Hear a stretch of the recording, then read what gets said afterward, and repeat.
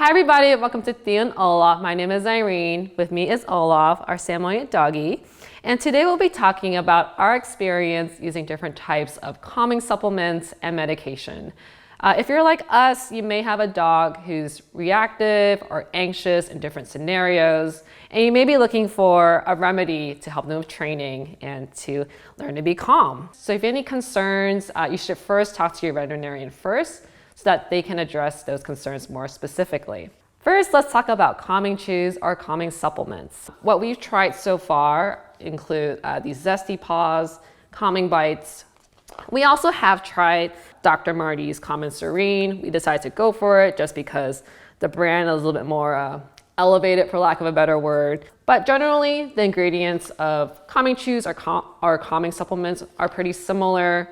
You usually see ingredients like chamomile, valerian root, you'll see L-theanine, L-tryptophan.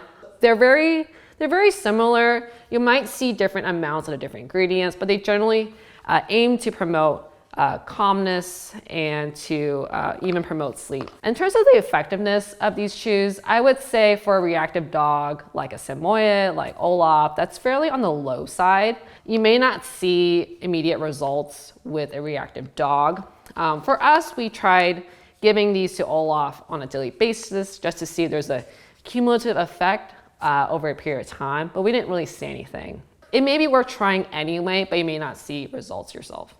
The next thing that we tried is Trazodone. It's an anti-anxiety medication that requires a prescription from your veterinarian. This medication comes in different capsule sizes. There's 50 milligrams, 100 milligrams. We got the 100 milligram version, and we were told to give it to Olaf 1 to 2 tablets as needed. We found Trazodone to be very effective. Within hours, we could see results. So if we were taking Olaf to the groomer, we'll give Olaf Trazodone and he'll be noticeably a lot calmer and less barky. I will say that there are a few side effects that we noticed with Olaf. He can get a little bit drowsier or sleepier with Trazodone, a lot slower with walking. We also noticed that he would lose his appetite for about a day and a half. The other thing too is that because Trazodone can make your pup a lot sleepier or in the clouds, some trainers don't like it because it kind of makes your pup leave their current state of being. So that's just something to be aware of, that your dog may not totally be there with Trazodone, but Trazodone is known to be a very safe drug. You shouldn't worry too much about giving your dog too much of it.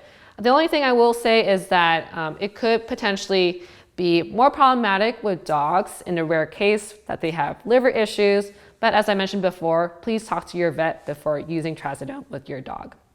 The last thing that we tried is CBD oil.